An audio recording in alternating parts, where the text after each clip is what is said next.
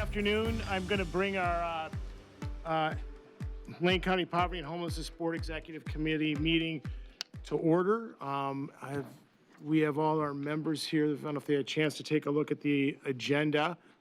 If there's any changes or edits we need to make. You may need a minute for other board members to. Yeah, we're at, okay. Okay, I don't know. Welcome. So what I'd like to do is for the executive committee, why don't we go around the table and just introduce ourselves? So so do you want to go, Mayor, if you get a chance? Okay. Yeah, we're introducing. Yeah. Okay, sorry, Lucy Venice, Mayor of Eugene. Yeah. Great. And, Coming this way? yeah, we're going to come your way. Pat Farr, Board of County Commissioners. I'm Pat Walsh. I'm with Fox Public Relations. Chris McAllister, lived experience, adult consumer. Sean Van Gordon, Springfield City Council. And Dr. Kincaid's with us, and so is Stephanie Jennings today. So that, and also welcome to all the staff, Alex, Steve, Amanda, and Diana. Thank you for being here today. Has anybody had a chance to look at the consent agenda? If there's any corrections? Yes, ma'am. I just have one, which Yep. is that I remember asking for, that we might add to a future agenda, a sort of overview of our addiction and mental health. And I didn't see that reflected in the agenda, and I just want to make sure that's kind of on the list. We will get to that at some point. Okay. There's another issue. I know that Stephanie had mentioned earlier that we also need to kind of get on another agenda. Why don't you just touch base on that? So every 5 years, the cities of Eugene and Springfield do our consolidated plan development process, which guides the use of the federal funds that each jurisdiction receives. And so we'd like some time on the next PHB meeting to talk about that process and to talk and get some input from this body. Great. Great, thank you. So we'll make sure those two get added into our agendas either in November, which we talked about with Stephanie, but soon. Yeah. Do we need to make an amendment to the minutes for that, do you think, or should we just go through? I think that's. Okay. Well, then if I could have a motion to approve the consent agenda, Chris? Move that we've Just get a second, and then we can, second, all in favor? Aye. Opposed? Great, thank you very much. For some considerations and updates, Michaela Elliott is being considered, and I think we're gonna, you want to talk about this, Steve? I think. Or Alex should. Yes. So we had a vacancy for a youth representative with lived experience of homelessness to the Poverty and Homelessness Board. The membership committee reviewed applications and interviewed a candidate. And that candidate that they selected after the interview is Michaela Elliott. So they recommended for consideration of appointment Michaela Elliott, who is in the audience here today. Hey, Michaela, welcome. You bet. I've been a part of the 15th Night Youth Action Council for about 4 years, so I'm really excited about this. Great. Great, welcome. Michaela has extensive experience as a founding member of the 15th Night Youth Action Council, and she has also already participated in the past on the Poverty and Homelessness Board Youth Homeless Solutions Work Group, and she was instrumental providing youth voice as a liaison from the 15th Night Youth Action Council for our Youth Homelessness Demonstration Program grant application. Great, thank you. And so any next steps? So if you will vote, if you would like to appoint Michaela as the youth representative to the PHB. Mr. Chair, I'd like Yes. to move that we accept this recommendation. Okay, any second or discussion? Okay, all in favor? Aye. Aye. Anyone opposed? Great. Welcome, Michaela. Thank you. Great, we're glad you're here.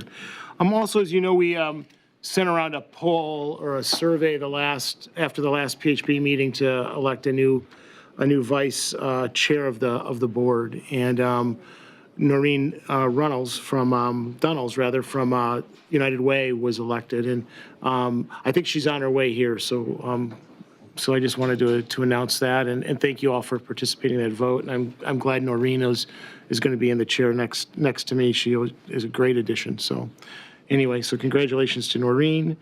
Moving on, Dr. Kincaid, the Health Committee chairperson, do you have an update for us? Thank you. I appreciate the opportunity to share the work of the health work group. We began an effort to take a look at the health of the population most affected by a lack of consistent housing in an attempt to really see what types of interventions we could bring about as a community collaborative. So if it's okay with you, we have presented each of the members of the executive committee our health report. It's in detail. That really looks at work, and then that I'd like to just give a few highlights, and then offer some sort of some points, and then hopefully open up for discussion and comment. So the health report, hopefully everybody had a chance to get a copy of that. I would, at the start, like to thank Danielle Batista, who has done yeoman's work. Not only has she helped and author this report, but she's sort of put up with Chris and I and hours of strategizing and drawing things on whiteboards and trying to figure out how we can assemble a set of strategic initiatives that we believe in over a short period of time, but also over longer periods of time could substantially improve the health of the homeless population. So again, I want to thank Danielle, just yeoman's work.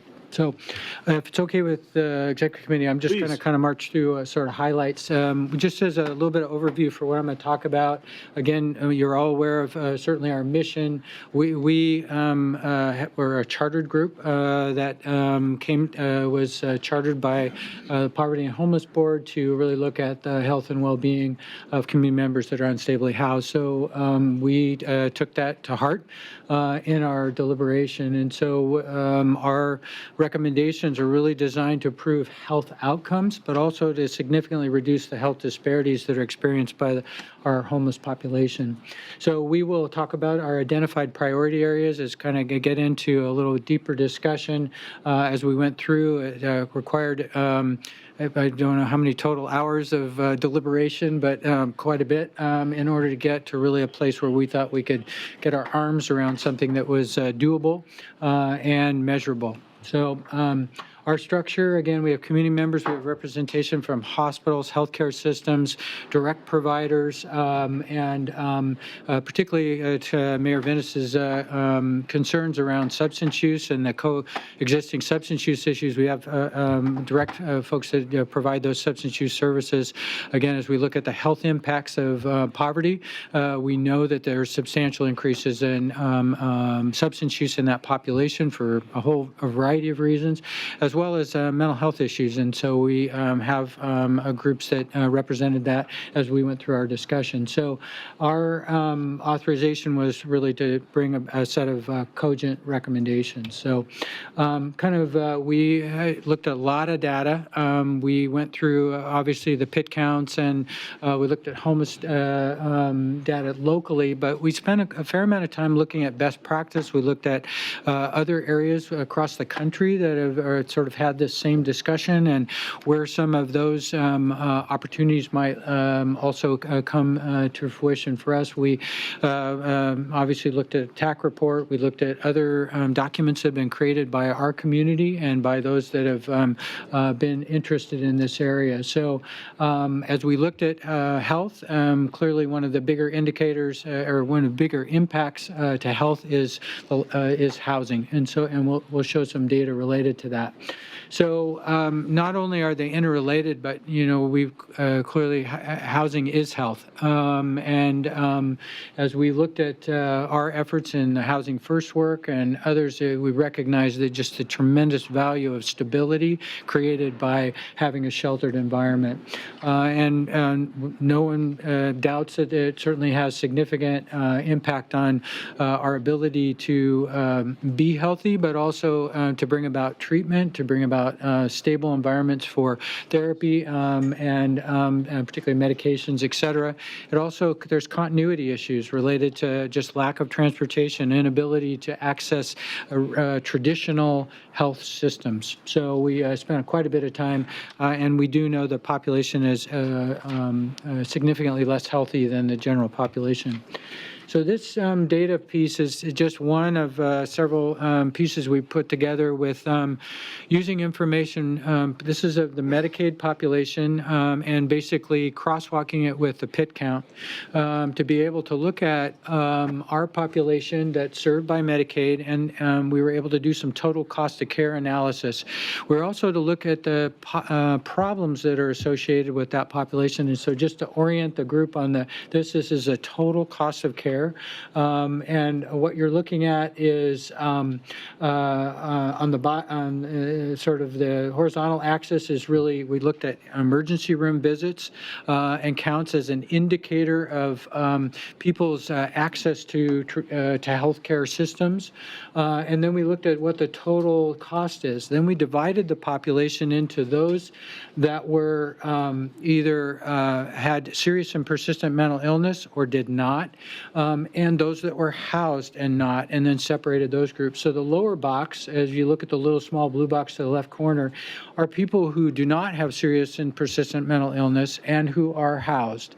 And so that's a clearly larger population of the Medicaid group, 75,000 and we used our local Medicaid data. And then as we look at the population and we looked at the costs, and the rough average adjusted cost is about $2,800 a year. And then we looked at the population, that same population that was housed but had serious and persistent mental illness. And we looked at that cost, and that cost is about $7,300 or $7,400 a year on average total cost. And again, it just shows you the cost of some of the challenges related to people with serious and persistent mental illness. And then when we put the filter on top of it of whether or not they were housed, you can see the next two circles, which in the next two circles really represent that portion of the population that in fact was unhoused and did not have serious and persistent mental illness, and that's that center circle.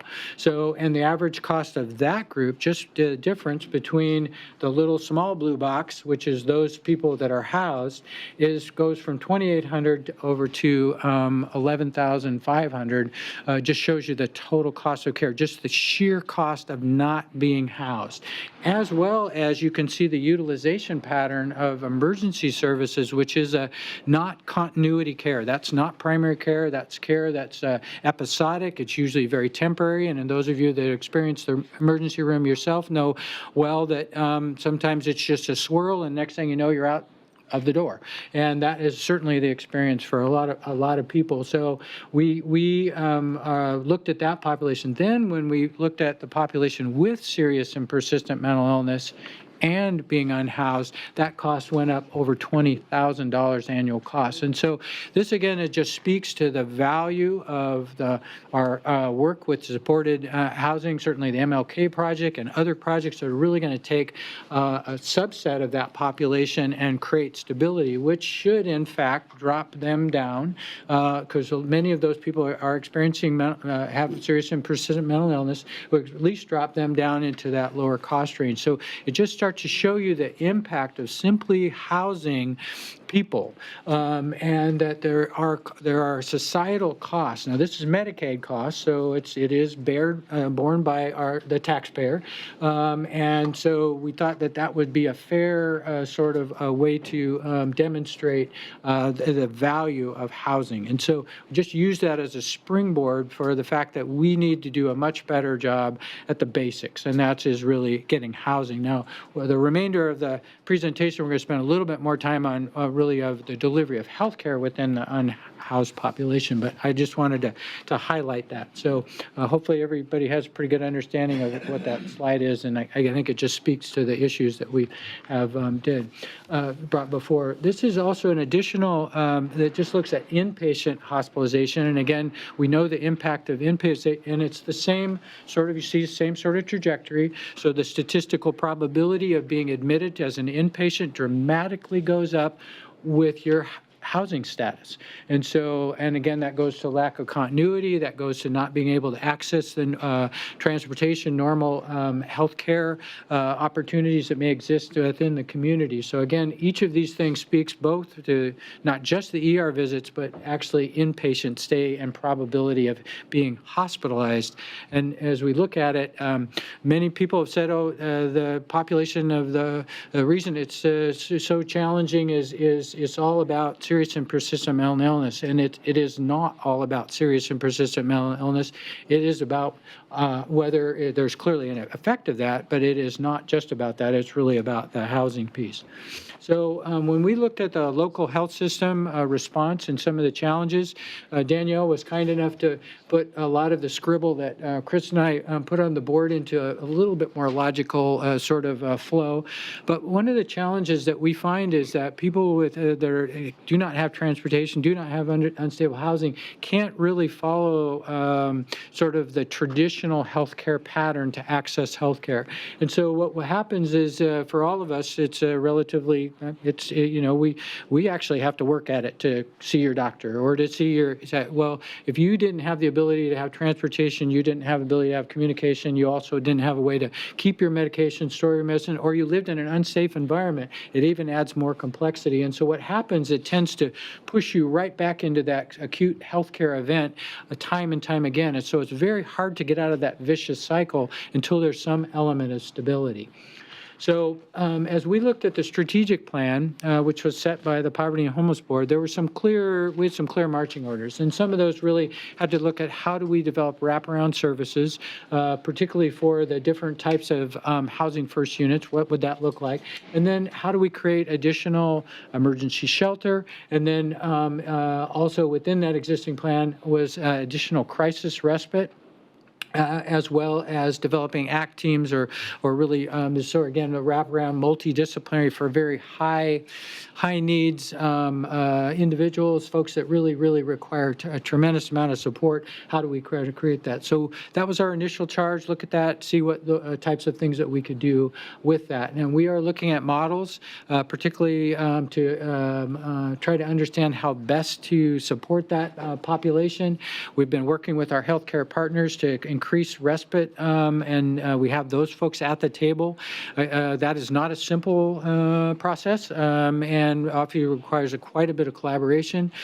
We are very fortunate in our community to have health systems that are willing to collaborate and payers that are willing to collaborate. So we would like to leverage that. And so we will continue to work with our payers and our health systems to try to help develop more respite capacity, and those are ongoing discussions.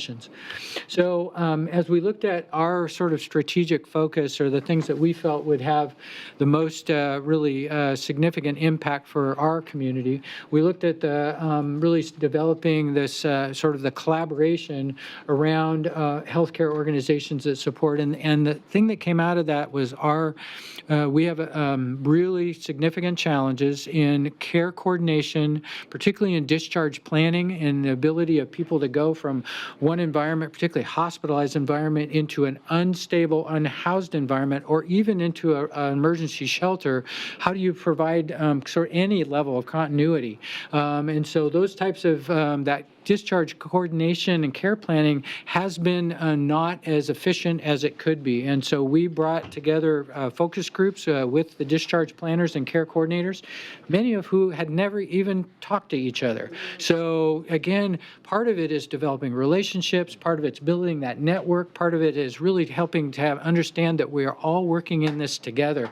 And so we've started a series of sort of, I'll call it meetings or ability to try to get those people in the same room.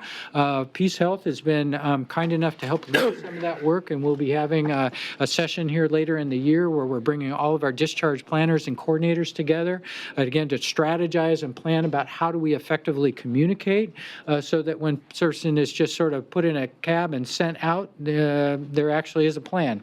So that is work that is in progress. So could you clarify that for a second? Mm-hmm. Because I know that all the health providers plus the hospitals do some sort of discharge planning. So none of that's coordinated at this point, or is it just one of those things that if we sort of work together, we can get better at it? I wouldn't say none of it is coordinated, but a surprisingly small amount is actually truly coordinated.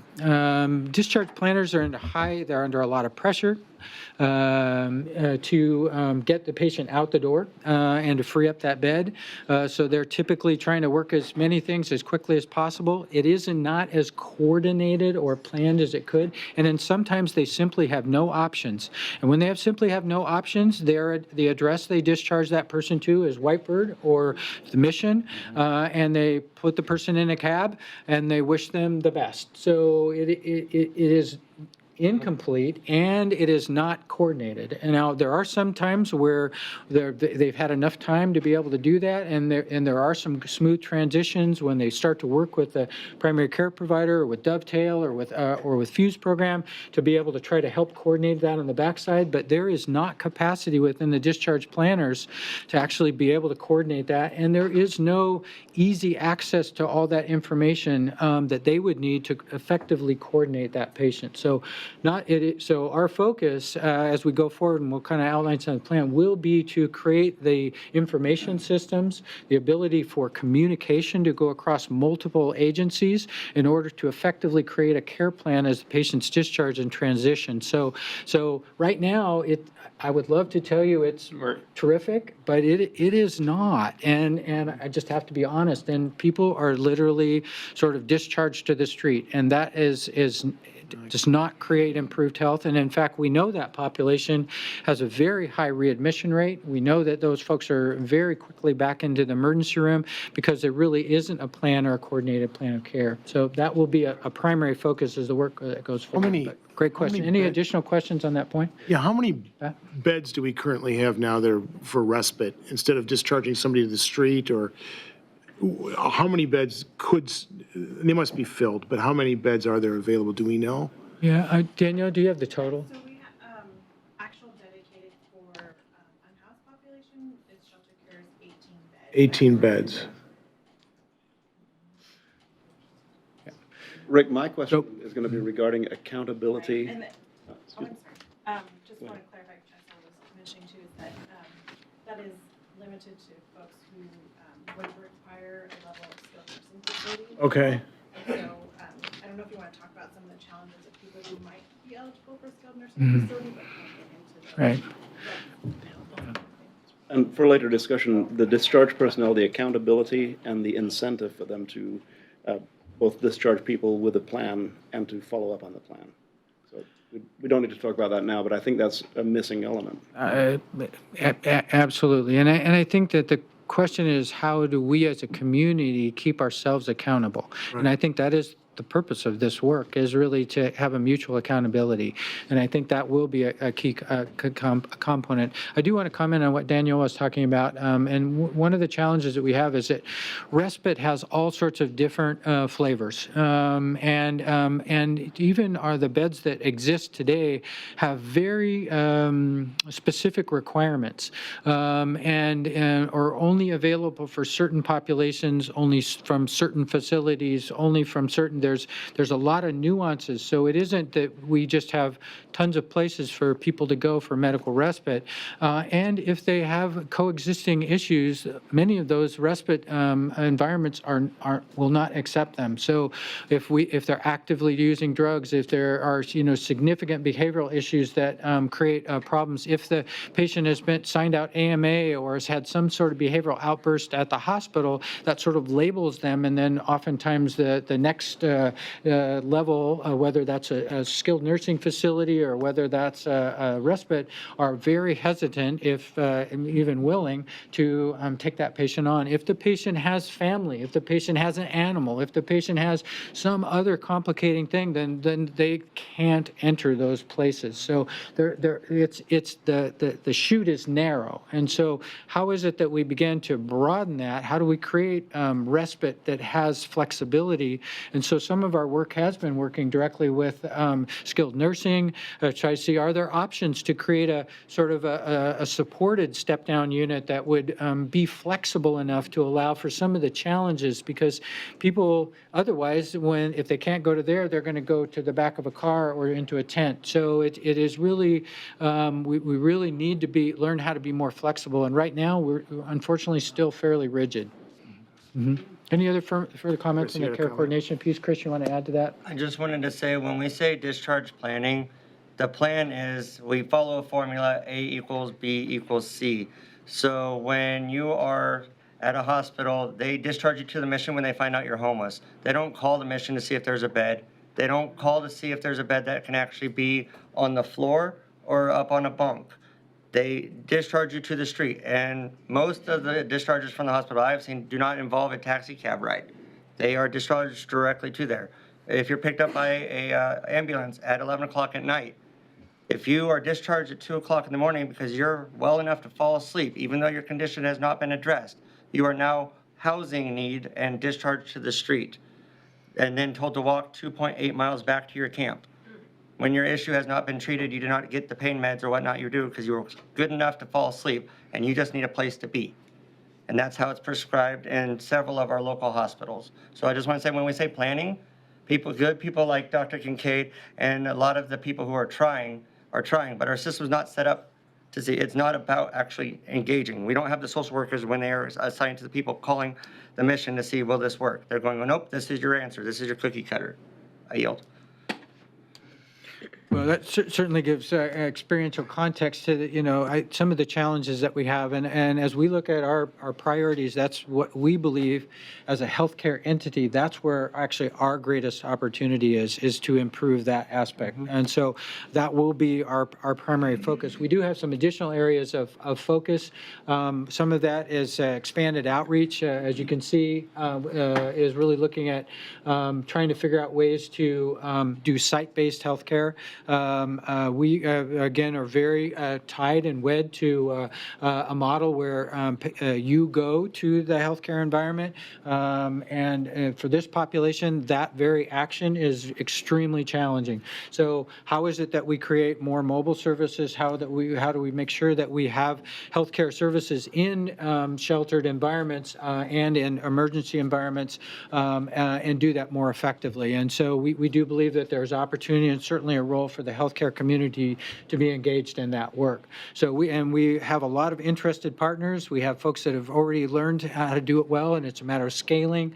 Some of it's we're going to have to create new partners. We're going to have to create new opportunities to be able to do it. But our traditional model of healthcare is extremely challenging for an unhoused population, and that became just extremely apparent with our discussions. So the other things that we wanted to highlight, so those are going to be our primary areas. We wanted to highlight a couple of areas that I know the group is working on. They're not necessarily healthcare, but they have significant impact. And so I just want to very briefly highlight, and that is the group was clear that increasing the opportunity for safe areas. And so again, this is really for the unhoused can just be, can rest, can sort of separate where there is safety. The fact that many people are not safe is not healthy.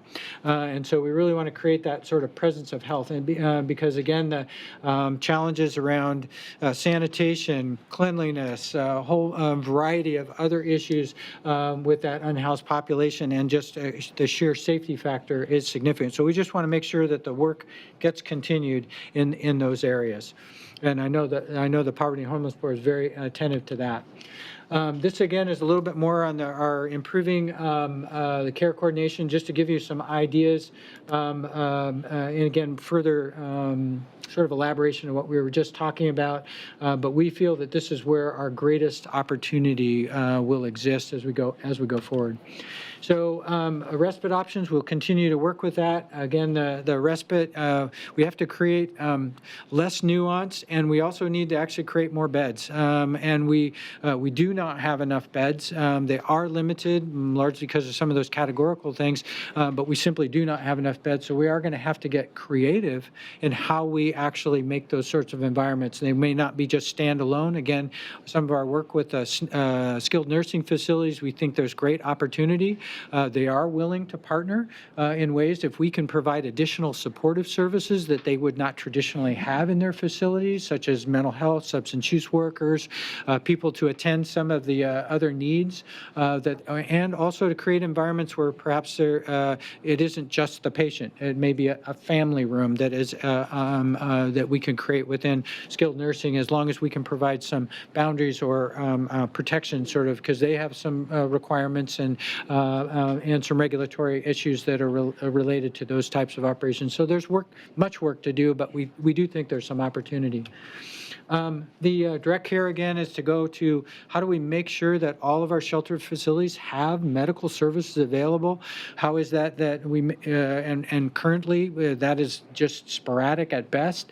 And so, again, taking care to those environments we think is most valuable. So that will include mobile care services, but may include actually having may have a clinic at the Eugene Mission, might have a clinic at some place where there's high volumes of folks, where you can actually just do direct care. Now, it may not be continuity primary care, but what it certainly can do is address issues that would otherwise land in the emergency room. And we know that the average emergency room cost in Eugene Springfield is over $600 a visit. So we know that that's a significant cost. We want to make sure if there's ways that we can do that, certainly with lower cost options, we want to be able to provide those services. So as we looked at it, this is just to say that, there's some things that we have control over, some things that we don't.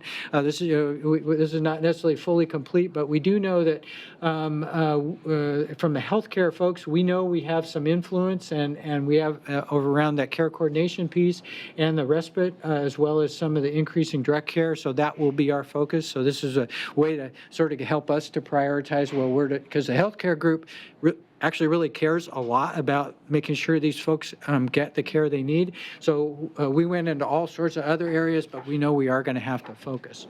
So our next steps, from a next step standpoint, in other words, first of all, we would like to, we've submitted the health report. We hope folks can have a chance to take a look at that.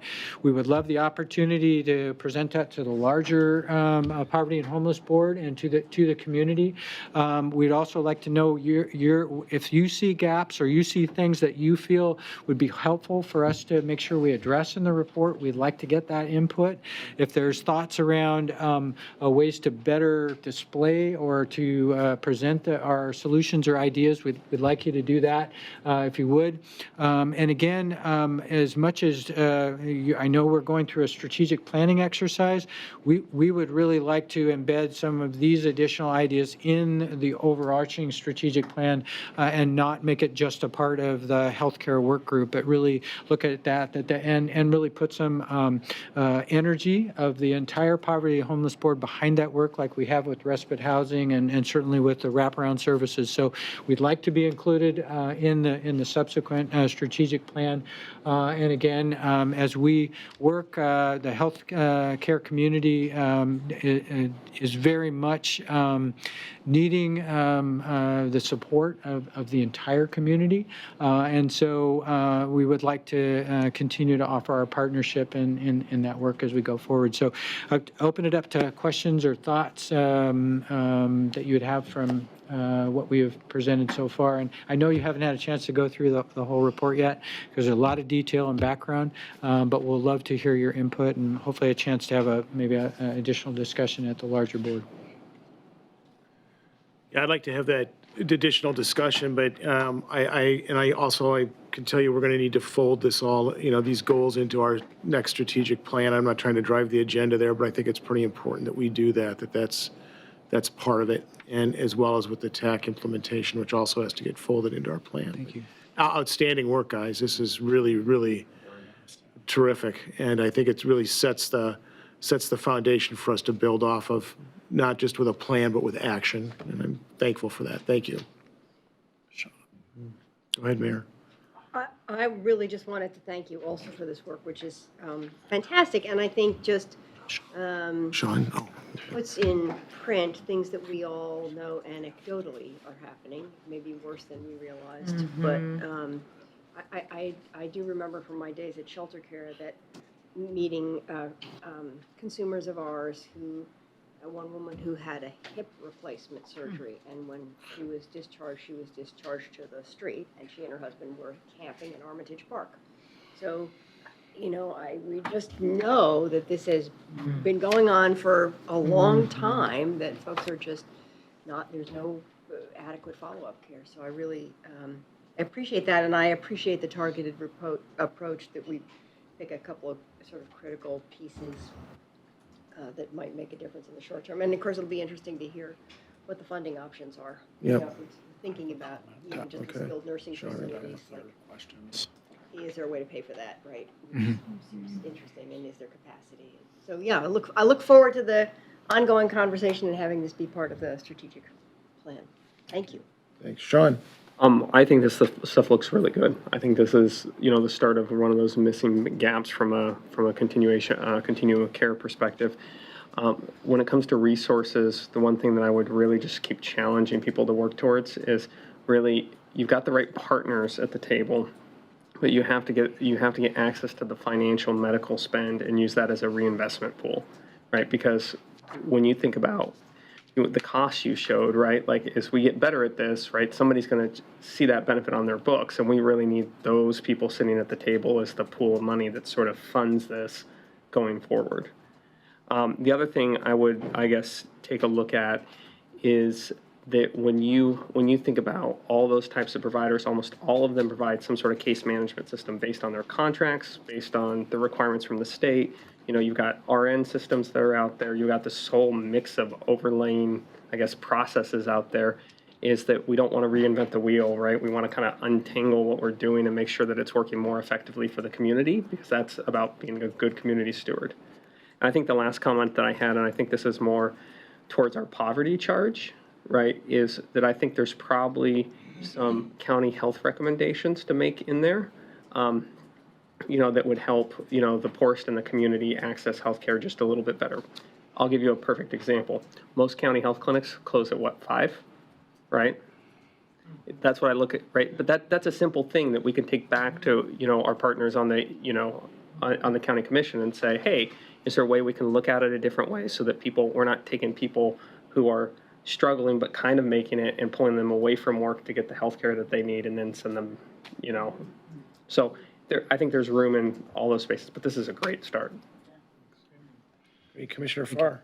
Thanks. And Sean, your partner's on the county commissioner here at the table. I know. So, you know, what a great report, Chris, Rick, thank you.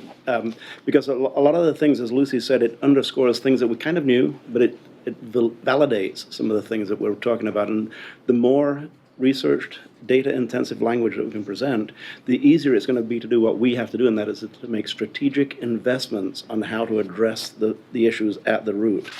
And you're talking about, I'm making a map right here as you speak. You know, the people being discharged are being discharged into air right now. And so consolidating getting a grip on the upstream as we bring it flowing downstream so that we do have places for people to go. Chris talks about it every single day, probably dreams about it every single night. And you know, but really, for instance, when we do our budget for the county, we try to bring in budgets from the city of Eugene and other places to help us with our strategic investments. And you know, this last year we were able to put $1 million into a behavioral health crisis center. Now, it's just the start of it, and that came from a special source. But if we validate the things that we know through reports such as this, which actually take some very intense research and give us numbers that we can present in ways that people understand, then we can make more of the strategic investments that are going to help us to address the issues. And I'm not going to go on for a great deal of time about that, because really that is a part of the charge of the Shelter and Supportive Housing Development Committee, and that's the work that some of this work is being pushed along to that committee. And we can expect that to be a part of that work plan. I could, once again, you've got other people to talk about this, Rick, but this is brilliant. This piece of work is brilliant. It is. Okay, Steve, then we're going to, Well, you're not you're, sorry. We're going to go to Steve and then go. Okay. I just wanted to make a few comments, and the work of the committee is very well done. I just wanted to mention that, this is one of the things that keeps me awake at night right now, because a lot of the contact with my office and with me specifically about, the lack of additional winter options and existing winter options has been around having populations that we're putting into dusk to dawn and into environments that should be either in respite care or skilled nursing or should be in assisted living facilities with, some sort of medical care accessible. So I just wanted to say that. And then the other thing that you should know is that, Whitebird Medical has put together, they have, with a foundation grant, a mobile RV to provide medical services, and they've talked to us about, they've given us a proposal for providing medical services at dusk to dawn. We had a presentation before the Board of Commissioners, and part of that was a presentation from Cheryl, the executive director of the Eugene Mission, and as a part of that, she spoke of the need to provide, she would like the county and others to be providing healthcare and mental health services and other support services at the Eugene Mission for the population there. And Rick showed the slide on average costs earlier in the presentation. We have it's like 31, 32 guests at the Eugene Mission that their average cost of care is over $60,000 a year. And that's because what happens is that the only avenue that the mission staff has is to call 911, have an ambulance come out, and then transport to the emergency room. Many of those people, because of their health conditions, they could end up with a one-night stay, hospital stay, and then this can happen frequently and those people are discharged, typically those people are coming back to the mission because they're long-term stayers. So that's just an example. Some emergency shelters have EMT services available, and just by virtue of having some EMT services available and having a protocol for what to do in these situations, you can avoid the ambulance transport, the emergency room, and the hospitalization. Thanks, Steve. Stephanie, really quick, and then we got to move I on. just wanted to say I really appreciate the effort to put together the medical costs by housed and unhoused populations, and I think it's something that we could carry forward as we're creating MLK Commons, our first permanent supportive housing development, to really, because there's been a lot of studies similar to this in other communities, and we've shared that information, but people ask, well, but what about here? What does it mean for our community? And this starts to create the foundation for building that set of information. Good. Thank you. Thanks, Rick, and thanks, Chris. And also Again, thank you, Danielle. we just, committee appreciates the opportunity to present this, and hopefully we'll have a chance to have further dialogue. This is a beginning of a lot of work, whether it's information systems, whether it's that care coordination piece. We do have a lot of care coordinators in the community, but they don't necessarily coordinate with each other.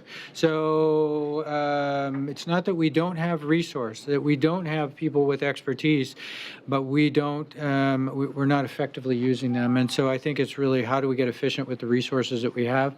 And then I think there is incentive, certainly for payers and for others to invest in housing as a mechanism of cost reduction. So again, we're hopeful as we move forward to really have some significant changes, and I appreciate Steve's help too at the mobile services, and I think that's we're just going to have to continue to take care too where people are and not necessarily depend on our traditional health model.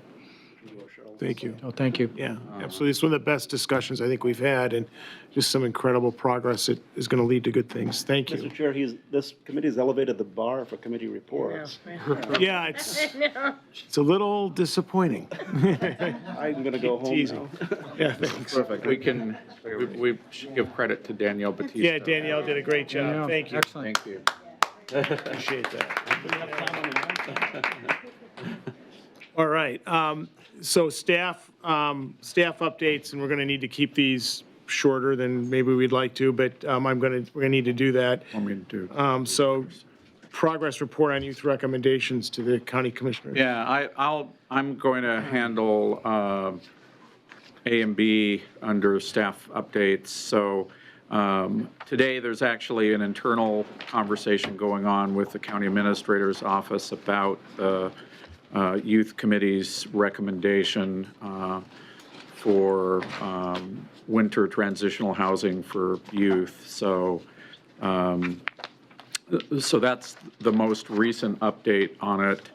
I will say one thing is that we had a meeting yesterday afternoon. Pat was in attendance with the new acting city manager, and then Steve Moker-Heisky and city and county staff, and Pat was invited, as well as Jacob Fox, who those two individuals don't work for the county or the city. But the point is that one of the things that Steve Moker-Heisky brought up is there are a lot of additional things and proposals coming our way that are outside of the things that we sort of have put in place to begin with the implementation of our TAC recommendations, getting the emergency shelter up and operating, and the additional supportive housing,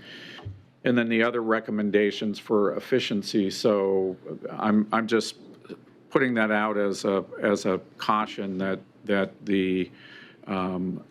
we're going to have to sort of, and I think you got this yesterday, we're going to have to sort of prioritize what we bring forward outside of what's moving, as a part of some of those efforts, because otherwise we're going to get overloaded and not achieve. It's sort of like the comment Mayor Venice made about the healthcare committee selecting 2 or 3 targets to work on. If we get a dozen targets, we're not going to be effective at getting the shelter up or the supportive housing or some of the other things we're trying to do.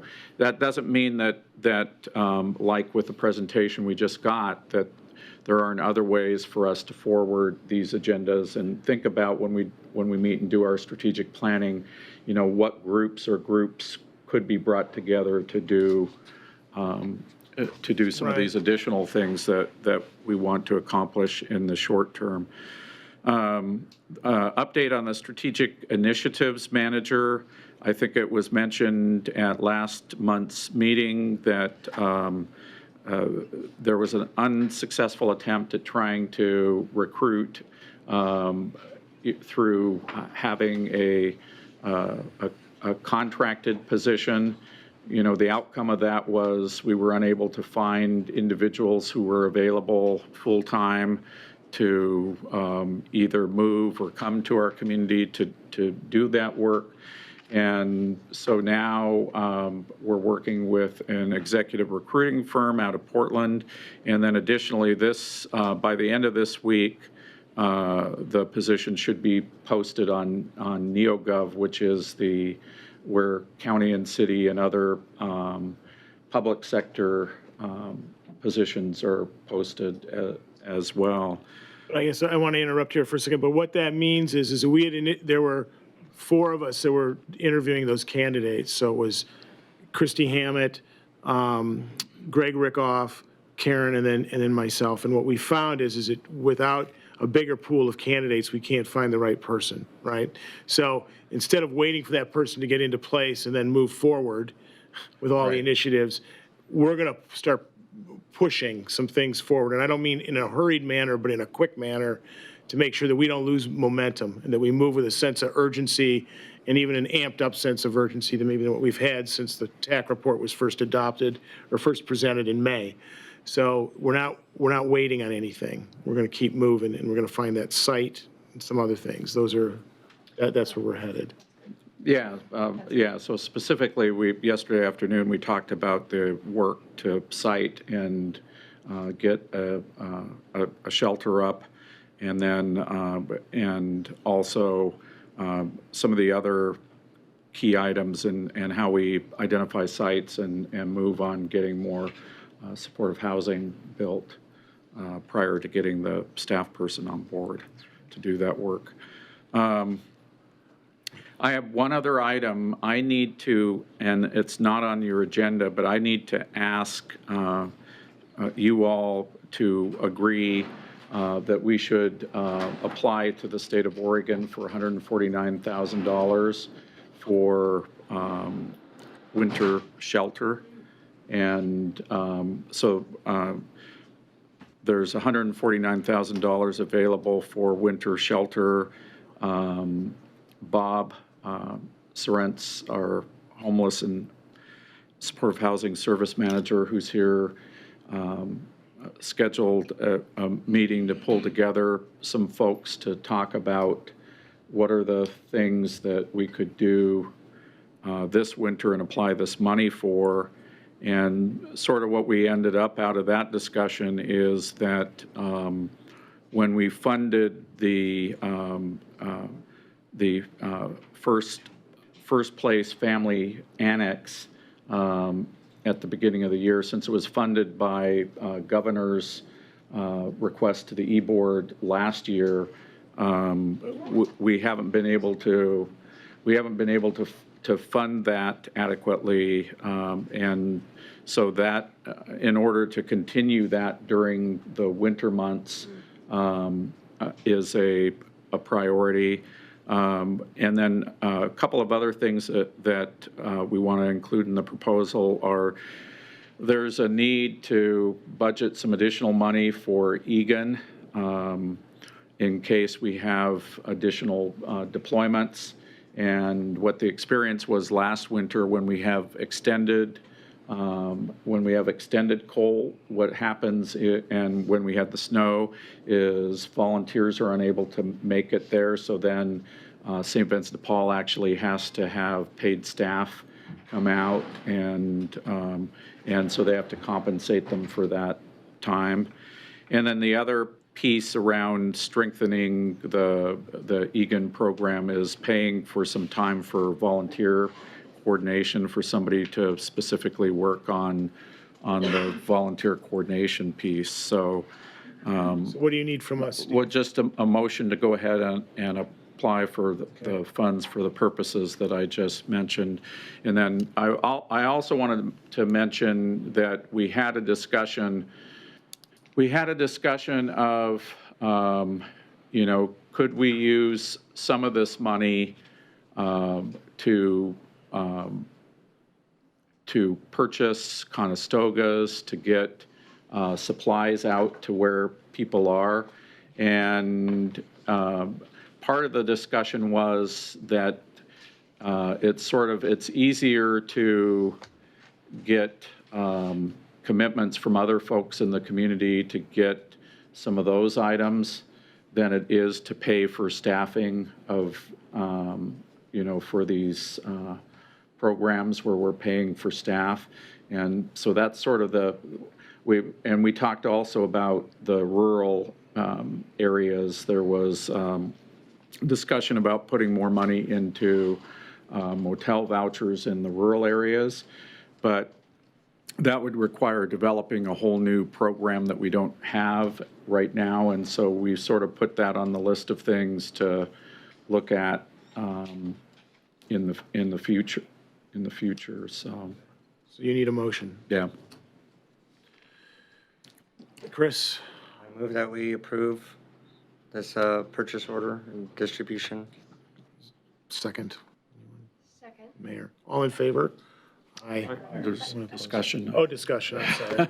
I'm moving too fast. I just Yeah. do want to, so I'd love to see this, even though we've approved it because time apparently right. is essential. I would like to see a written thing. about Yes. Yeah, I would exactly too. what it is we're paying We, for. yeah, we have, Totally agree. we have that, yeah. And I also would be interested, and maybe it's for a November, I mean, I'd like to know what's going on with Egan now, because I know there've been some staffing changes, and I just want to know, is there a structural change about how they're operating that program? Is there anything we should know?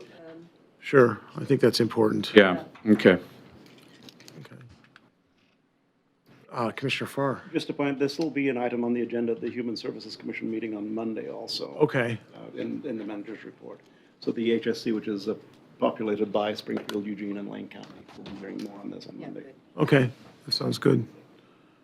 Any other discussion?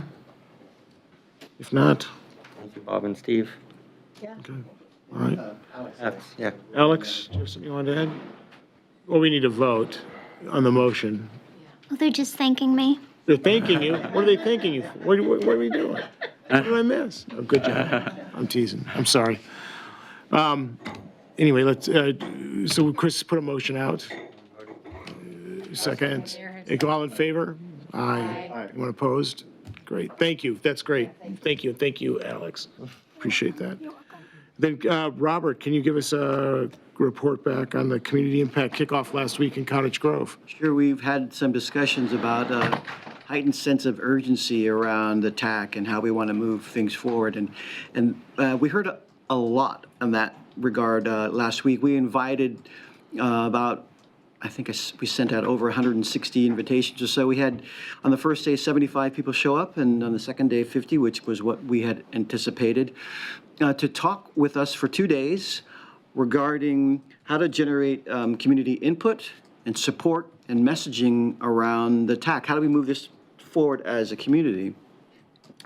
And in that audience, we had service providers, we had elected officials, we had city and county staff, people with lived experience, neighborhood leaders, business folks.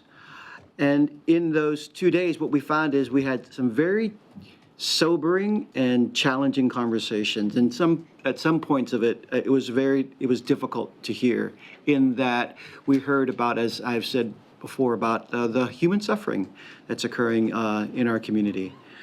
And the other piece that we discovered was, because we brought together a diverse audience, although we knew we would have people with different perspectives, there were times when it was really challenging to consider how do we get this diverse group of folks on the same page and move them together. And so we had to change our agenda after the first day. On the first day we asked people, why are you here? What's motivating to be a part of this process? And we took a look at the root causes of homelessness, as well as, in terms of the TAC recommendations, how do we improve our system? And then we also had reports from our staff about what are the current programs in terms of housing and coordinated entry and outreach. And we closed the day with data about our particular system and our outcomes, and it was very sobering. And most people, and our staff even, walked away feeling very frustrated, truthfully, because that's the reality. We have a great challenges, and we heard about some of those challenges even in healthcare. So, and also we discovered that we were kind of, developing this group process, and whenever there's a new group together, you've got to do that norming, storming, forming, conforming, all those pieces. And so on the second day, we recapped. We had people consider, what it was in terms of how we move forward. We had an icebreaker that kind of symbolized this metaphor for building community. We finally talked about the TAC. Everybody was saying, when are we going to talk about the TAC? We want to take action. And we ended up the day with people making commitments about what they could do. And from our side, in terms of the public administrators, how we can take that feedback and how that will inform what we want to do together as a community. So my takeaways from that, from those 2 days, and we're still going through this process of debriefing and understanding what we got out of those 2 days, as well as a survey to the individuals who participated.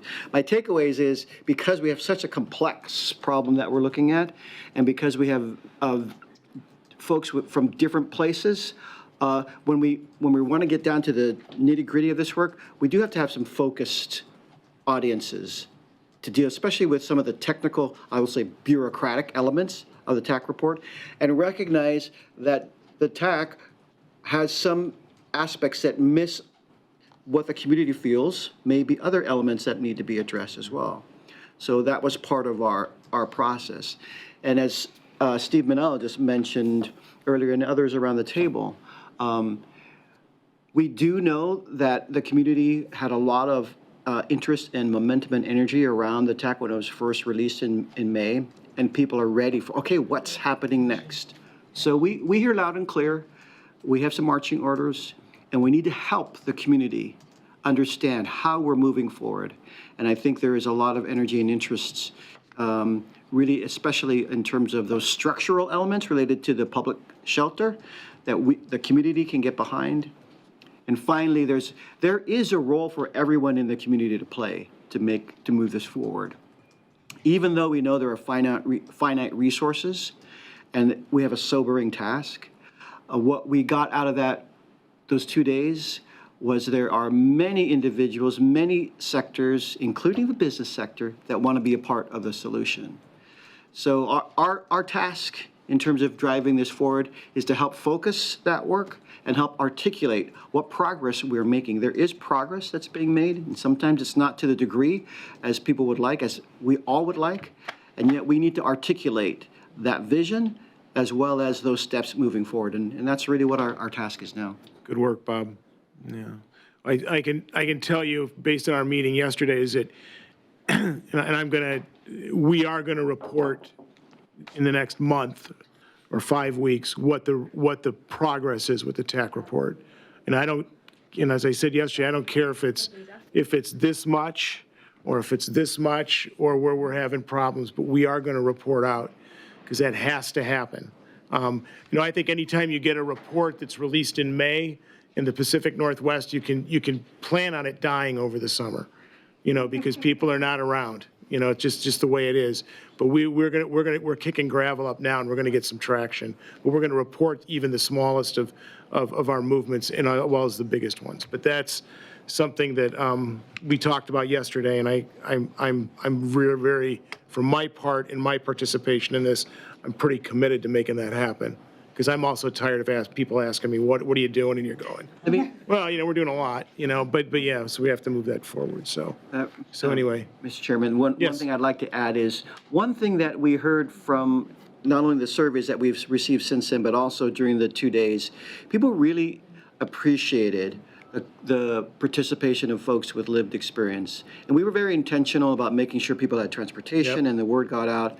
And I think one of the things that their voice did, it really helped ground our work and really put a human face on the impact of our work and the gaps, how our lack of resources and also our discoordination that we've heard about, how that has a very real impact on lives every day. So one of the things I do think is a hallmark of what we're doing, what Amanda has done with the League, their group, and with folks like Chris and others who have lived experience, we know that our work can't be complete without the voice of people who have lived experience. And so we heard that loud and clear, how helpful that was, even though it's very painful to hear at times. Right. Thank you. Commissioner Farr. Ever so briefly, I spent the better part of well, 2 halves of days at a table with somebody who was very outspoken about lived experience, and I got a great deal out of it, as Stephen knows, at the same table. But I'd like to ask, how many people in this room were at all or part of that meeting on Tuesday? See, it was well attended and broadly attended, and Bob, you left with frustration. Many of us left with a sense of frustration, but also a sense of accomplishment, and I hope you felt that too, because we did put a lot of eggs into the basket, so to speak. And I think you provided a report of the Board of County Commissioners as to the things that we have done regarding the 10 points on the TAC report, and we are making progress. A part of what we need to do is report the progress that we're making so that people understand that something is happening, that we're not in an inertia stage. Things are happening. So this was, and what I'll say to everybody in the room is that at the middle of the end of the first day, Bob regrouped, retooled the agenda for the second day, and came out brilliantly out of the starting blocks on the second day. One person told me that they were frustrated after the first day. By the middle of the second day, they were just really thrilled with what was happening. And that was Bob Hazen. I also want to thank you, Bob. You're new to the community, and that was a big bite to take off just starting your job in July. So I want to thank you for jumping in with both feet. That's pretty impressive. So thanks. Okay, with that, I'd like to talk a little bit about point number 6, our governance and strategic planning. You know, we've been at this with the Poverty and Homelessness Board, I think it'll be 5 years in June. And so we're at a point where after we have begun to implement our strategic plan and have our governance charter, we're at a point where I think we need to look at that strategic plan and look at that governance and determine how it is we can adjust it and improve it with a pivot that actually represents where we are and where our community is now, given all the new input that we've had. So I just want to open up a brief discussion on that right now with that as sort of the basis. So. And to clarify, on page 9 of your packet, the last executive committee meeting discussed what the process should be for amending the strategic plan, understanding that we have about 2 more years in the existing plan. We do plannings for 5 years, and it's a living document. So at the last executive committee, we came up with a strategy to address what can we do with the remaining time frame. And today we are at the time where we're determining a prioritization for the existing strategies in the strategic plan before we go to ask the other subcommittees which strategies they would like to focus on and if they have any additions for us to focus on at this time.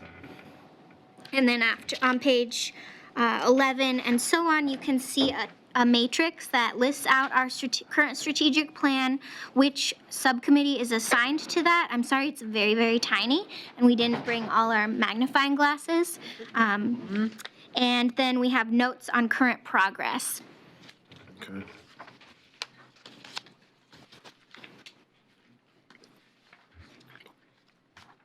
Mr. Chair, or to Alex, Chris. may I ask with 1.1C, is there a missing color, or is that a color that by having no color?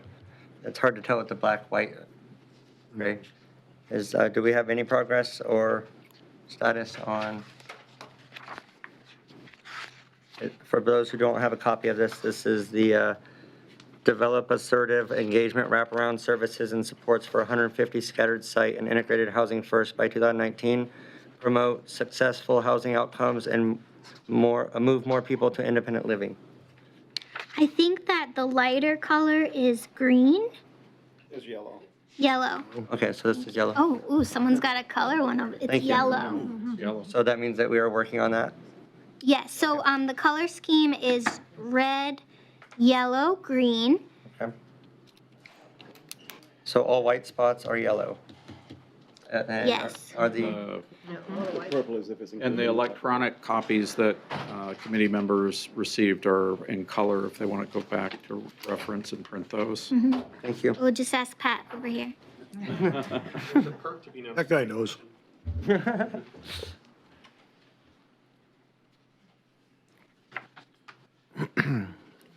Sean, I have a color printer at home.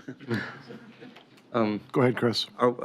Are we being asked to say of these we as the executive committee would like us to continue to work harder on? Like, because if that's a yellow, I'd like to make that green in our revamp. Right. That's what we're being asked. If that's not, I'd like clarity, please.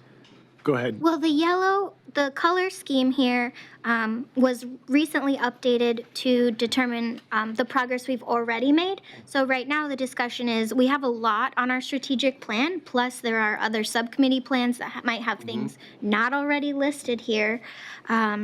So what can we reasonably focus on and achieve by 2021? Or what do we need to put off to the next strategic plan? If I may, Chris, also if you look on the notes on current progress on that particular one, it mentions trillium, Yes, sir. and we now have 2 CCOs. Mhm. So, Right. some of it's going to be upgraded to say Pacific Source and trillium, Yes, sir. which puts us in a position where we have 2 CCOs who are, I wouldn't say competing, or maybe I would, to help us toward our goals. Yes, sir. Do we have to walk with them as we did with Trillium to get them on board, or are they coming already pre-tooled? I don't know. Okay. I would guess someplace in between. Yes, sir. Thank you. We'll have to-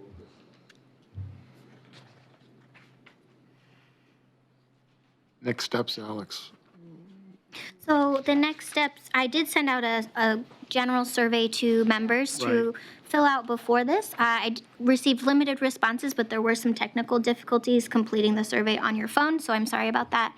I asked people on the executive committee to rank their priorities in priority order, and the top ones that came were shelter and housing. Big surprise. And third was places to Makes stay. sense. Yeah. With a roof, yeah. In light of that information, Mr. Chair, I'd like to request that we have emergency and crisis beds be part of our priorities, parts of section 1.2. While we wait for the TAC report to get its permanent supportive and shelter beds, we need stuff to be worked on now that will help be a network and be a safe Agreed. bridge over. And as I mentioned, we put $1 million into that. Now, millions this much of what we need, but we did in our existing budget. Can we just do that? Can I count on that as being a support for that prioritization, sir? You can count, well, it's, Yes, it's sir. in my hand. Yes, sir. Yes, Sean. So one question that I guess I have when we talk about coming back to the subcommittees is, you made a comment that some people have things that are not on this list on their work plan. One piece of feedback I would love to hear from them is, like, what is that not on this list that's on their work plan that we should be working as a whole? Because I think we have to go through sort of a sorting exercise, because if it's not on this list, right, and it should be, we should put it there. And if it's not on this list and they're spending time and energy on it, we really want to bring people back to where the big arrow is, right, what the target we're all working towards is. So like that piece of feedback I think would be really helpful. Okay. And I think that is really, maybe some of that is in step C, where subcommittees like the presentation we got from the healthcare committee today may have, a couple of goals that they've developed that and the process would be, which they've already sort of done with their report, would be to say, we want these considered by the executive committee to be added to the strategic plan, over the next, in completing between now and the end of our existing strategic plan, so, Okay, that makes sense. yeah. Anything else? So can we add those, do we have to do it? Can we just add those on So to our from this priorities? body, I've heard 1.2 to be a Right. main focus of emergency shelter and respite care. Are there other priorities that this group wants to say these are the top from the executive committee? I have maybe what's not, kind of a stupid question, but not. when we're thinking about priorities, there are things that we as a body might have more influence over than other things. So I would just suggest that as we look at priorities, we think about the things where we really have some control over it, because some of the permanent supported housing is not, we're not making those decisions. Right. We're hearing about it, but we're not making those decisions. So those belong on here, but I wouldn't consider them our priority. They contribute to our accomplishments, but so I think we should look at it with a filter towards what do we actually think we're going to work on, as opposed to something we might hear reported. Yeah, it's not as aspirational for this group as it is, yeah, This group specifically, how we spend our time. that makes sense, And really good sense. that is a really great idea. I really like the format that the healthcare committee put their process into of what, let's look at what we have influence and control over. Right, exactly. Yeah, Yeah, exactly. because I think, yeah, because it's a big apple. We could take an awful lot of bites out of it and not get anywhere. We spend a lot of time talking about something we're not Yeah. close at all. Or Yeah. Chris? Mr. Chair, in light of that, I think 3.2, especially 3.2B, is something that we should look at. For those who don't have a copy, align and coordinate policy agendas among cities in Lane County and the county government. City of Springfield has its own plan and its own priorities, and I want to make sure, because whenever we say TAC report with our singles, that we're also engaging beyond the TAC report, because our strategic plan is more than just the TAC report. That's just one part of it. And so I really want to make sure that we give options or show support and work with the city of Springfield and the rural communities to make sure that we're also addressing some of their identified needs. As a Springfielder, I sometimes feel like there's not always a connection between what we're doing here in Eugene and what we're doing in Springfield for even our families. We have different mindsets sometimes and priorities. So let's apply what the mayor just said in terms of influence and focus. Do we have that on this group? I just want to make sure we're showing support and we're not pushing people Yeah. down a road that they're not trying to be You on. good with? Yeah, I think that's a good, right, because that's what we've been talking about the last couple of meetings, is like Springfield's got a very specific thing it wants to work on, and, right, we need to take that strategy and sort of ingest it into the overall piece. Commissioner The Farr? dynamic involved in that is that this committee, the Poverty and Homelessness Board, actually reports to the Board of County Commissioners. So there's a natural direction there that we receive directly from this committee, but the city of Springfield and the city of Eugene don't necessarily receive direction from this committee. Right. We do, the Board Right. of County Commissioners, you know, it shows up in our work plans, in our strategic planning, and in the work that we do. So a way to kind of differentiate between the different bodies that are here. And it also brings up something for future discussion that we've talked about from the beginning. Does this need to be an intergovernmental body as opposed to a multi-jurisdictional body, which would then give more of a reporting capacity to the cities, not unlike the Human Services Commission. So that's a. I know we talked about that before, and I think that as we look at governance and some of that, maybe we ought to have that discussion. I don't know if it will lead to a recommendation or anything, but it's probably something we need to consider. And keep that shadow of it present at all times. Yes. Because as we have this kind of discussion, it becomes evident that sometimes we need to say, Sean, can you take this back to the city council? Mayor, can you take this back to the city council? And we can't really do that because you're here as liaisons as opposed to being intergovernmental members. Right, okay. Anything else? Do you want to just quickly, do you have something, Mayor? Well, I know, I'm just kind of thinking about that and thinking how we had that experience exactly a year ago when we said we were all going to commit to creating more overnight parking spaces and take those back to our respective jurisdictions, and what a wet noodle that was to try and push forward, right? I mean, we just didn't sort of have any way of sort of really making that happen as a board, other than to say we wanted it to happen, so. And we did it at the county because it was. You did, more of a the directive, county was right. there, the Yeah. city has an ongoing program, so it didn't really impact the city other than for me to say, rah, rah, let's do more of this. You know, so I think, I think it's just hard to figure out where does a commitment like that belong and how do we work on it effectively and. Right. Can the Human Services Commission be kind of an arm of this? Because actually we reported the Human Services Commission, not to the Board of County Commissioners, but it does. Maybe that's a discussion we have to have as we start into the next 5-year strategy plan. It's like, well, do we have the right governance structure to impact the things we want to have? And where are the Right. teeth? Where the, And what are we filling? Like, if we have a human services committee, I mean, what need are we filling? And actually, what comes to mind for me, just looking at Chris's priority around aligning and coordinating, I'm thinking, there's a value here of having the structure we actually currently have because of who gets to come to the table Right. here in terms of aligning and coordinating. That if we're a Human Services Commission, doesn't have that same feeling. And so we think that what we're trying to do is engage a broader community conversation, create a greater sort of buy-in to certain strategies that we might be advocating for, that we're pushing for our respective jurisdictions. Maybe we want that broader. Right. Maybe that's the healthy model. Chair Washington, Yes. I mean, there's also a very functional aspect of this group. It serves as a continuum care board. So there's a funding reality. Yeah, there's some, the HUD money, yeah, right. The Anti-Poverty Board. The I think anti-poverty just, board. I guess, just one other thought from an elected side. I think where the agreement between the governing agencies is really maybe in outcomes and may not necessarily be in the strategies. And I think whatever we decide we have to do, we have to be sensitive to the fact that, where the agreement is really like, oh, look, we all agree housing's a good thing, right?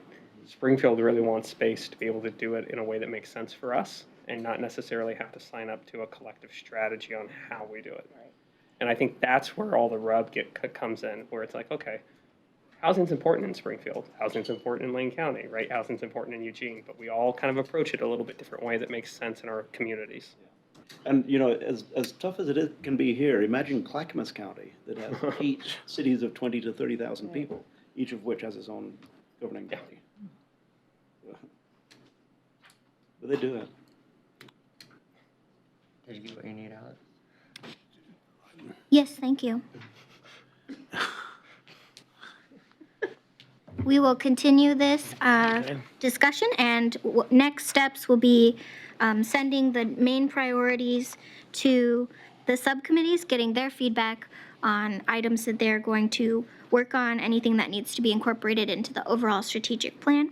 And we'll bring this back to the executive committee in January to do that kind of sorting exercise, as Councilor Van Gordon mentioned.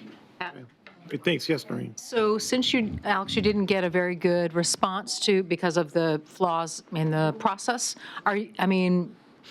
it seems to me maybe you didn't get enough information. Are we going to send that out to the whole PHB?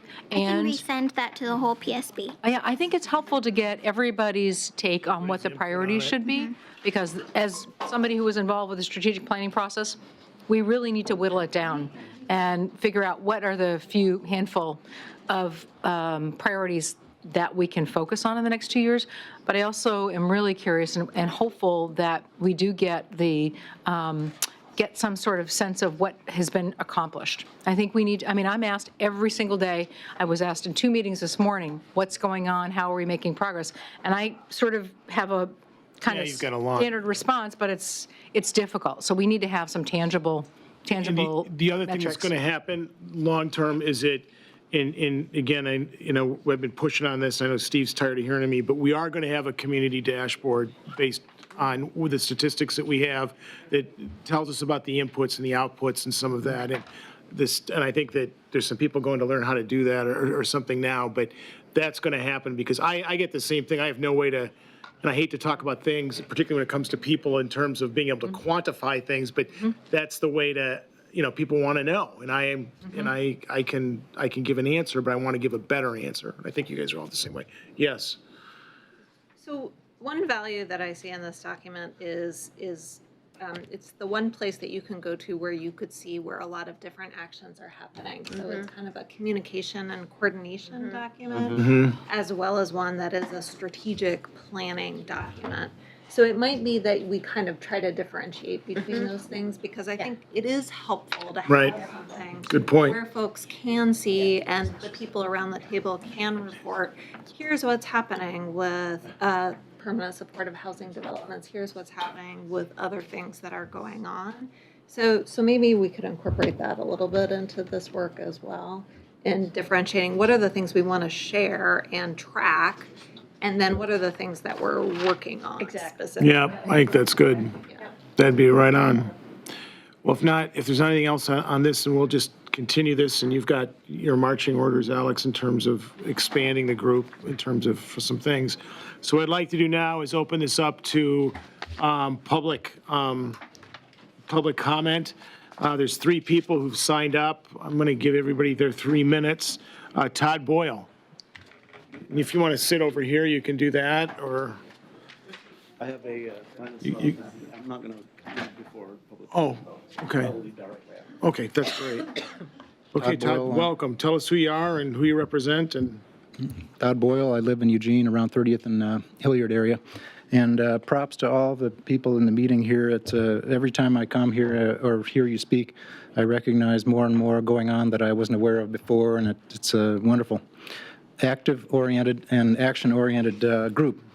And so the reason I want to speak is that there is a universe of other possibilities besides actually doing things, as important as that is.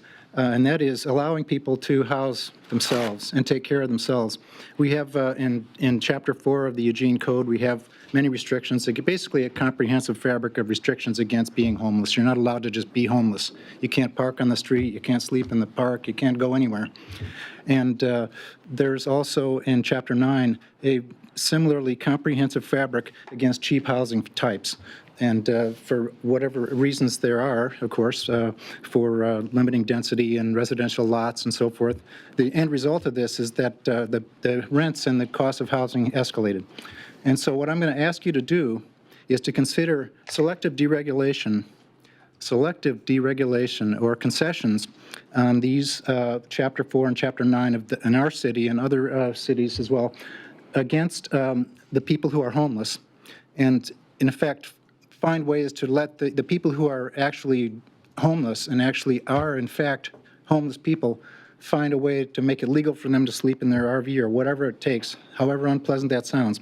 And they would have to be vetted through the database, which is so encouraging that we have such a rich and well-maintained database. And I videoed the Thursday and Friday, and there are 5 PowerPoints in there. I hope that everyone will at least watch those. They're very intensely and very accurate and tersely delivered, and they're on YouTube right now.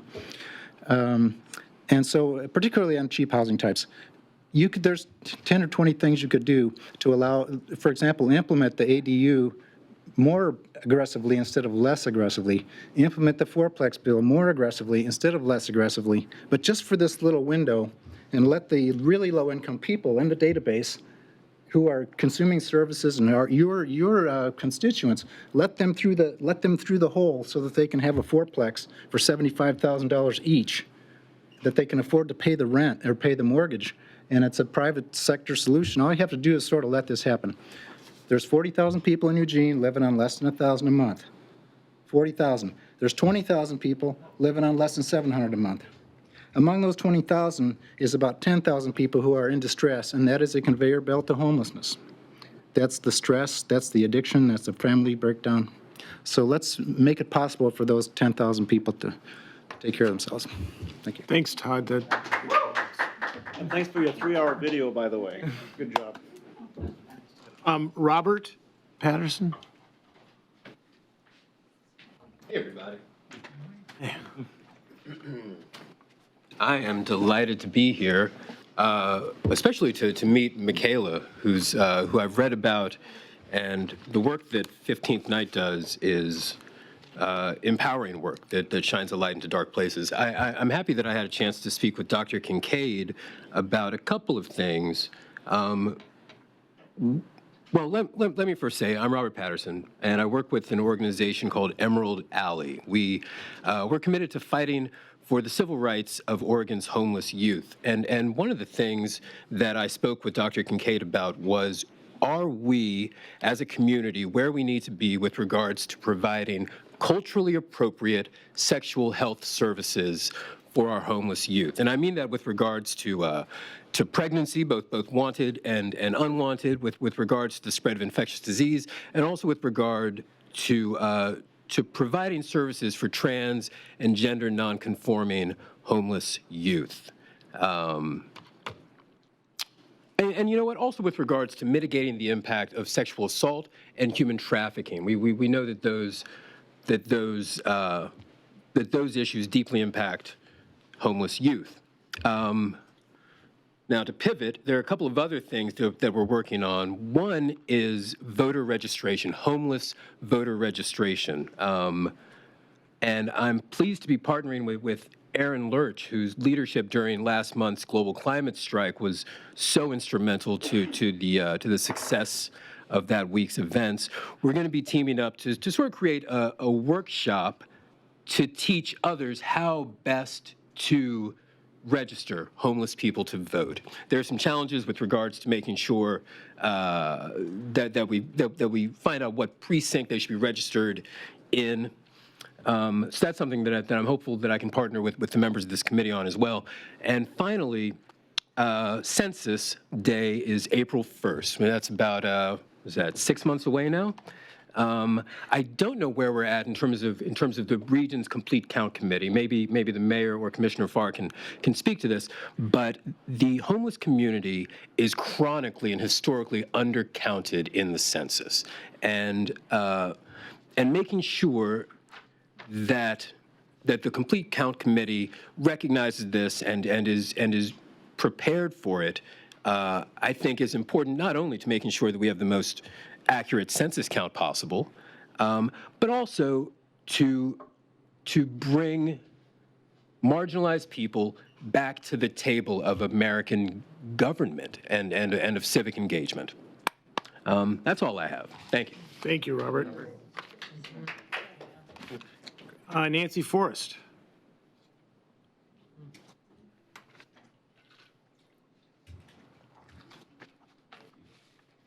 Hello. Hi, Nancy. I'm bringing my phone because I'm going to read something that I did not write. My name's Nancy Forrest. I wrote down Opportunity Village Eugene, but I work with many nonprofits in town. I'm a peer support specialist, housing navigator. I've had trauma-informed training, and I've been doing this for about 25 years as a volunteer. Sometimes I'm paid by individuals to assist with people they know or love who have ended up on the streets in Eugene. I was going to talk about my recent experience with Dusk to Dawn. I don't really have time to do that today, and maybe I will submit something to you. I'm just going to ask you if you have the ability to recommend additional funding. This is not in any way to insinuate that anyone's doing anything inappropriate or wrong. I am very grateful for all efforts made in Eugene by everybody who steps up to pick up a piece of the work to assist people on the streets in Eugene. I just believe they're terribly underfunded, under-resourced, understaffed. There's a lot of stress there. And I wish we could all lift up whatever's going on there. And I'd like you also to encourage the county to find the funding to allow people places to be for 24/7, because I can tell you from personal experience with hundreds of people having to leave in the morning. Also, I'm behavioral lead at Trinity Church, the Egan Warming Center up River Road. It's just this thing when you have to get up and leave and you got nowhere to be. Those of us who are housed, and I'm housed and I'm also a landlord in Eugene, those of us who are housed don't really get it, but once you've been sitting with somebody all day and you see it, it's pretty horrifying. And so I'm just going to leave it there. I didn't know what I was going to say today, and I saw this posted this morning. I got permission from Carrie McComber to read this. I just want to point out she became homeless in 2015, and she's only been housed for a year. And this is what she posted this morning. Know what's sad? In 2015, when I became homeless, I was so despondent that I remember wanting to die. As I walked by the railroad tracks by the Four Corners, I remember coming across a man. I actually offered him money to kill me. 2 other people talked me out of suicide. I don't know what made me think of this as I lay here unable to sleep tonight. That would be last night. But I want you to know that if you are homeless and feeling hopeless, there is hope. Took me a while to get back up on my feet and to stand tall with my head held high, but I did it with Shelter Care's help, thanks to the many who never lost faith in me or helped to feed me along those dark days. When I came into my disability back pay, I went and paid everyone back or paid it forward if I couldn't find them. As I've been housed successfully for a year now, I'm starting to get comfortable where I don't panic about where I'm going to lay my head or keep my clothes. No one hardly ever talks about the transition from housed to unhoused, back to housed. After 3 years with no responsibilities of rent, bills, having to pay electric, it's still a transition. Sometimes it would be nice to be checked on rather than housing someone and saying, good luck. If you're struggling, keep going, get on every housing wait list, tap into resources. That's why they are there, and so are these agencies. I let pride hold me back from asking for a case manager. I thought that as a person who holds a college degree that I'd be looked down on. Nonsense. My awesome case manager is who was the key to unlocking my miserableness. And by the way, all these society pressures and standards are nonsense. As a person on disability income, a wise person told me that I don't need to live up to anyone's expectations, nor work to lead a productive life. I'm now pursuing the Women in Transition program at LCC next term. Never stop pursuing your dreams, homeless or not. The reason I don't testify anymore before City Council or the Commission or groups like this is because I start to break down when I flash back on the hundreds of people like Carrie that found a path out, but for her, there's dozens, if not hundreds, on our streets in Lane County that haven't found their path out yet. And it doesn't start with sticking up a shelter and making a bunch of rules. It starts by putting some money and resources into it and honestly hiring teams of people that are well-trained and want to do this work. Because if I'm the barrier buster at OVE, they call me in to assist with the people they think have an inability to transition. I've never met anyone that didn't have the ability to transition, and every single person I've ever worked with, save for one who's right now in Dusk to Dawn, is housed sustainably. They found a path. But they still need to text me every now and then, and I answer every single text. And that's what you need. You need some of that, too. Thank you. Thank you, Nancy. Nancy. Any comments or discussion? It was powerful. But anyway, I wanted to speak not as someone on this board, but as someone with lived experience. We are recruiting people who have gone through trauma. I have trauma. Everybody who has been here has trauma. Nancy has spoke to some of that. There's a great weight that's put on people who have been through this. And I ask, as you explore to engage with your communities, that you set up resources and tools, that when we ask people to actually engage and share on this, that when the deaths happen, it weighs differently on us who have been not voted, not hired, but have been picked because of the fact that we've come out of our shadows, that we've been able to come up. And we have people who are dying, and those are harder on us because we are held to the outcomes when our process slows. I sometimes break down. Sometimes I say things I shouldn't have, or maybe that rub people the wrong way. But it's because the pain is real. The experiences are real, and that's why we need you and you need us. And so I'm honored that people have risen to stay and speak, whether they have come out from helping people or they're willing to be the voice. But I ask that we also don't set our people up for failure. We need to, if we say we're going to have a shelter, we need to find shelter. When we say that we have found outcomes, when we had medically fragile stuff or people with dogs, and then we don't contract for it again, that's when we know that we have been forgotten again, or our voice has faltered for the next pay stream. Our people need us to be legit. And there's a lot of weight. There's a lot of pressure. I almost didn't ask to be reappointed because the weight is real. I am proud to have League. League is one of the best things to have come from this entire process because it's an entryway for people to check their experience and to check their process. And so I encourage you to please show support for your lived experience people. Don't just ask them to be the token voice that then is getting the rail and the pain when things don't go as planned or when government process does happen. So I won't apologize for advocating, but I do apologize if I'm a little rough. Thank you, Nancy. Thank you, Robert. Thank you, everybody. Thank you, Michaela. thank you, Chris. With that, thank you, everyone. We've got some items to look at for our agenda, at least 3 of them. I know the mayor's got a couple of them. Mike, we've got those written down, and we'll get those moving forward. Also, I want to congratulate Noreen for being our vice chair today. So. And welcome, Thank Michaela. you, I think. Thank you. I have And to tell you, Michaela, I yes, was well, we playing got meeting room scavenger hunt. I went to the You're still- library. you're still here. Then they told me Health and Human Services. I went to Health and Human my Services. They Oh, my said, goodness. yeah, so it was sort of a, yeah. And I want to welcome I would've been Michaela here to on the time board if as I- well, so thank Yeah. you. So had a couple of. Yay. Anyway.